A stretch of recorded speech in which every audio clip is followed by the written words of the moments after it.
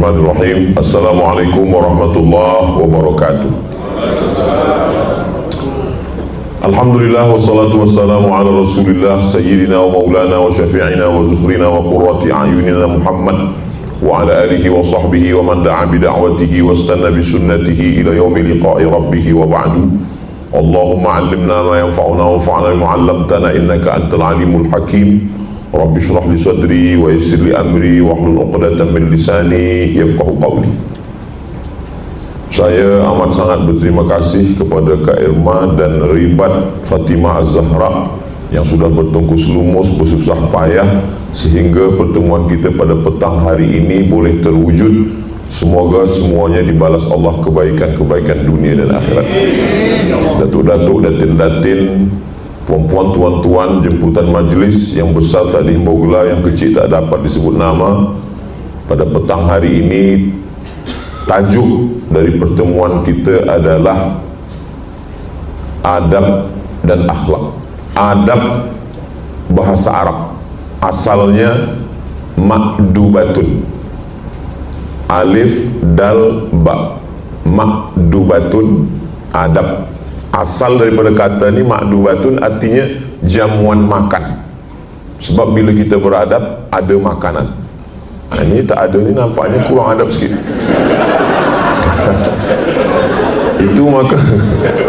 Itu maka di mana-mana tazkirah, dari mula awal datang kami pergi ke Melaka, lepas tu malam tadi di Lumut, dan malam ni pula kita doa bersama mudah-mudahan semua lancar, semuanya baik di Dataran Merdeka, dan esoklah sekali di Jelutong. Lepas tu saya pun balik. Memanglah tazkirah di Malaysia ni penuh dengan adab. Sebelum tazkirah makan, selepas tazkirah makan. Saya di Sumatera, di Riau makan sikit. Bila di Malaysia ni sikit-sikit makan. Nah, jadi dulu adab. Bila kita beradab dengan orang, kita jemput orang makan, kita cakap lembut baik. Bila nanti ada tuan puan, ada keluangan waktu, sila datang ke rumah kami. Kami ada jemputan, jamuan makan malam. Bila dah sampai di rumah, kita bentangkan semua apa yang ada, hambal semua yang paling baik, dikeluarkan makanan yang paling baik. Lepas itu kita bagikan, sila makan, sila minum. Itulah asal muasal daripada adab. Dan belum pernah kita jumpa dengan orang, dia bagi makan, dia suruh kita makan, suara dia silalah, nak makan, tak makan pun tak apa. Itu tak ada adab. Adab biasanya adalah berlemah lembut. Jadi bicara tentang adab ini, tidak ada yang lebih beradab daripada orang kita, orang Melayu. Kenapa Ustaz cakap macam tu? Sebab saya orang Melayu. Adab. Saya tengok macam mana dulu saya belajar 2 semester di UKM, Universiti Kebangsaan Malaysia, duduk di Sungai Jeluk, dekat penjara Kajang. Tapi saya tak ada dalam. Biasa kami di Riau kalau nak tunjuk pakai telunjuk. Belanja ke pasar, kita beli sayur ke, beli ikan, beli ayam. Pasar malam 2003 saya di Sungai Jeluk. Oh, saya tengok kawan saya tunjuk, ini berapa? Oh, begitu adab di sini. Kata pepatah, lain padang, lain belalang, lain lubuk, lain ikannya, lain tempat, lain cara menunjuknya. Jadi daripada menunjuk pun, dari jari telunjuk itu tak ada di Kaherah. 4 tahun saya di Mesir, belum pernah saya lagi menengok orang Arab Mesir menunjuk ikan. Ini kata dia, ini tak ada. Dia tunjuk aja ini. Laki dia pun dia tunjuk ini juga. Itu. Jadi bezakan antara agama dengan adab. Maka masalah beradab, kita amat sangat beradab. Bagi orang Melayu, saya ini tak ada adab. Sebab apa? Sebab orang Melayu, dia tak boleh nampak, belahan celana dia tak boleh seluar. Mesti ditutup pakai kain soket. Tapi nanti malam kain soket dah siap lah. Dia mesti bertanjak, lelaki bertanjak. Di mana bumi dipijak, di situ langit dijunjung. Di mana ada lelaki bertanjak, di situ puan-puan bertudung. Bolehlah kita buatkan baju di mana lelaki bertanjak, di situ bini bertudung. Baru tulis.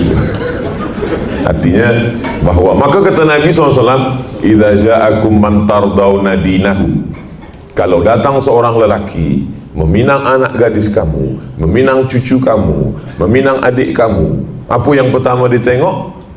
Dinahu, pertama pada agamanya. Yang kedua, wa khuluqahu, adabnya, akhlaknya. Bila baik agamanya, baik adabnya, baik akhlaknya, fazawwijuhu, nikahkan dia. Sebab apa? Sebab belum tentu orang baik datang 2 kali. Mungkin dia datang 2 kali, tapi lepas itu dia dah berbini. Dia datang, kita pula tak siap. Idza ja'akum man tardawna dinahu, bila datang kau tengok orang suka agamanya, wa khuluqahu, bila bercampur antara agama dengan adab, mana kita dulukan? Dulu agama. Sebab ada orang beradab, bila dia bercakap dengan kita lembut, baik, suara macam tak terdengar, tapi tak sembahyang. Tapi ada pula orang sembahyang sunat qabliyah, ba'diyah, tahajud, duha, tapi bercakap keras, nak marah, sikit-sikit marah, sikit-sikit marah. Bila dah marah, semua binatang keluar dari mulut dia. Macam mana Islam memandang? Kata Nabi SAW, orang yang ibadahnya biasa-biasa saja tapi dia berakhlak, itulah yang paling mulia. Macam mana kita nak ukur iman orang? Kata Nabi SAW, ahsanuhum khuluqan, orang yang paling hebat derajatnya adalah ahsanuhum khuluqan, orang yang paling elok akhlak. Maka Allah memuji Nabi Muhammad SAW. Tak ada Allah puji engkau yang sembahyang sampai kaki engkau bengkak, engkau yang sembahyang sampai kening kau hitam, engkau yang pergi ke Makkah setahun 2 kali umrah dan haji. Tak ada. Apa kata Allah memuji Nabi Muhammad SAW? Wa innaka la'ala khuluqin azim, engkau yang berakhlak. Maka Nabi SAW mengatakan, innama bu'istu, aku ni diutus Allah Ta'ala kepada manusia liutammima makarimal akhlak, untuk menyempurnakan akhlak. Dari bahasa kita tahu orang ni lembut atau kasar. Kita orang Melayu tak boleh sebut aku. Aku ni kata dia kasar. Aku adalah aku. Dia kata selalu sebut saya. Saya tu dari kata sahaya. Semua yang ada ha, itu selepas bahasa Melayu yang baru berubah. Baharu jadi baru, sahaja jadi saja, sahaya jadi saya. Sahaya maksudnya saya ni seorang hamba sahaya. Hamba sahaya. Sudah hamba sahaya lagi. Begitulah dia merendahkan dirinya. Aku ni tak ada, saya ni tak ada apa-apa. Saya ni budak, saya ni hamba, saya ni sahaya. Dia tak angkuh, dia tak sombong. Begitulah dari mulai tutur kata, cakapnya, lembutnya, matanya, memandang, mendengar, bagaimana dia berbicara. Maka dalam Islam ni penuh dengan kelemburan. Sekarang orang selalunya guna istilah-istilah orang putih. Dia kata etik, dia kata moral. Maka bila kita nak ambil kata moral pun bolehlah, tapi ada Islamic morality, maknanya akhlak yang Islami. Etik, Islamic etik. Sebab etik ni dia kesepakatan manusia di tempat tertentu. Misal kesepakatan manusia di kapal terbang, itu etik di kapal terbang. Bila kita masuk dia baik, bukan main. Saya ni ustaz, bila masuk kapal terbang saya dah tundukkan mata, tak tengok dia siapa juga. Apa khabar? Kata dia. Nak duduk di mana? Kita dah duduk, dia bagi sapu tangan, dia bagi makan. Nak minum apa? Saya kata minum teh. Nak teh daun, teh pucuk, apa teh manis, atau berapa gula banyak. Baik, dia bukan main. Ini etik. Tapi bila kita dah sampai airport, sama-sama turun, dia dah tak kenal kita lagi. Kenapa dia baik semasa di pesawat terbang tu saja? Sebab etiknya begitu. Kalau adab tak begitu. Di atas pesawat terbang pun baik, di luar pun baik, di rumah pun baik, di jalan pun baik, di mana-mana tempat baik. Bila ada orang di rumah baik, di luar rumah tak baik, ini berarti dia punya ada 2 diri. Dalam Islam diri tak boleh 2. Orang yang ada 2 berarti na'udzubillah munafik. Itu arti munafik dari kata nafak. Nafaq artinya tunnel. Bila kita nak masuk tunnel ni, ada pintu masuk, ada pintu keluar. Maka nanti bila kita pergi, panjang umur, murah rezeki, boleh kita melaksanakan haji, insyaAllah, amin. Itu ada tulis di atas tunnel, nafaq. Apa ni kita masuk munafik? Munafik maknanya ada pintu masuk, ada pintu keluar. Orang yang punya dua wajah, satu wajah baik. Kata orang Jepun, wajah manusia ni ada tiga. Yang pertama, wajah dia dengan diri dia sendiri. Yang kedua, wajah dia dengan keluarga dia di rumah. Yang ketiga, wajah dia dengan orang lain. Tiga muka dia. Kita dalam Islam tak. Kita baik dengan diri kita, kita baik dengan keluarga kita, kita baik dengan orang lain. Sebab apa? Sebab kita tak pentingkan kita di mata orang. Yang paling penting kita dalam pandangan Allah Subhanahu wa ta'ala. Mudah-mudahan Abdul Somad muka dia tak tiga, tak empat, tak lima. Oh, tapi muka Ustaz Somad ni nampaknya dua. Kami tengok di YouTube lain, ini live ni lain. Ini sebab lampu terang. Maka manakala kita sudah baik, itu baiknya kerana Allah Subhanahu wa ta'ala. Karena Rasulullah menyuruh kita baik dalam semua hal. Saya ada waktu belajar di Maghribi, jumpa orang Maghribi, dia tanya, "Anta Malizi?" Selalu saya jumpa orang, dia kata, "Anta Malizi," maksudnya, "Awak orang Malaysia ke?" Kata saya, "Dekat dari Malaysia." "Oh, Indonesia?" "Ya." "Malaysia, Indonesia, Kuwais," kata dia. "Elok, baik. Kenapa begitu?" "Saya manakala pergi umrah," dia cerita ke saya pergi umrah, sembayang. Orang yang ada di sebelah saya ni, tongkat dia menjulur ke tempat saya nak tempat sujud.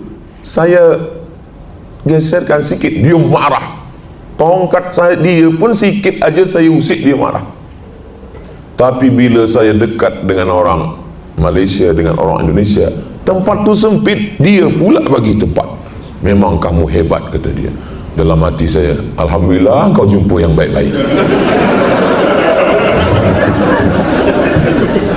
Jadi rupanya kalau muka kita sama macam kita, dia buat baik, kita pun dapat juga baiknya.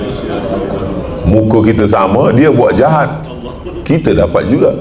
Aku masa di Masjidil Haram yang pindahkan aku tempat, macam inilah rupa dia, kata. Jadi beruntung kita punya muka orang baik. Maka orang baik ini mesti kita jaga. Kalau jumpa orang baik, apa kata Nabi doanya? Katsarallahu amsalak.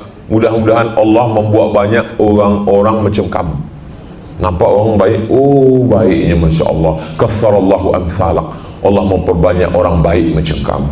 Jadi bila saya tengok orang-orang seni yang baik-baik ini, katsarallahu amsalakum. Allah membuat banyak orang-orang baik macam kamu. Jadi begitu kita berjumpa dengan orang baik, al-hayatu rihlatun qasiratun. Hidup ini perjalanan yang pendek. Yang tersisa, yang jadi kenangan itu apa? Wa ma tabqa illa dzikrul hasan. Yang kita kenang itu adalah kebaikan orang. Cubalah kita kenang. Masa kita sekolah, siapa yang kita kenang? Dua. Yang paling baik, yang paling jahat. Masa kita belajar di universiti, dua. Yang paling baik. Cakap, kalau dia sudah rosakkan hati kita, apa kata orang Melayu, galah patah boleh disambung, kaca retak boleh direkat, hati yang sakit kemana ubat akan dicari. Saya orangnya tak dendam, tapi kuat ingat. Dia sebut nama pun kita dah ingat, oh perbuatan dia. Begitulah akhlak. Maka dalam Islam, orang yang baik, baik agamanya, baik akhlaknya. Keutamaan akhlak itu daripada ajaran agama. Semua ajaran agama kita ni ujungnya akhlak. Kalau kita tengoklah, semua daripada sembahyang, daripada puasa, daripada haji, daripada umrah, target akhir last sekali yang nak diambil itu adalah akhlak. Kita ambil contoh sembahyang.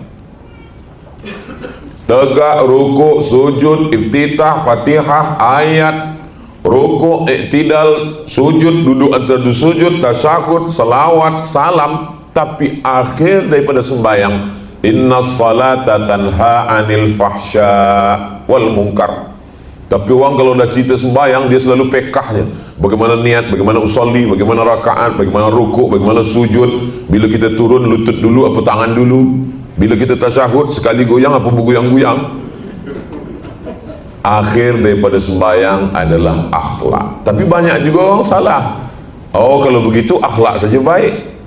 Bila kita tanya, awak tak sembahyang? Yang penting akhlak baik. Allah pandang akhlak kita. Sembahyang tu hanya jalan saja. Bila kita dah sampai, cukuplah.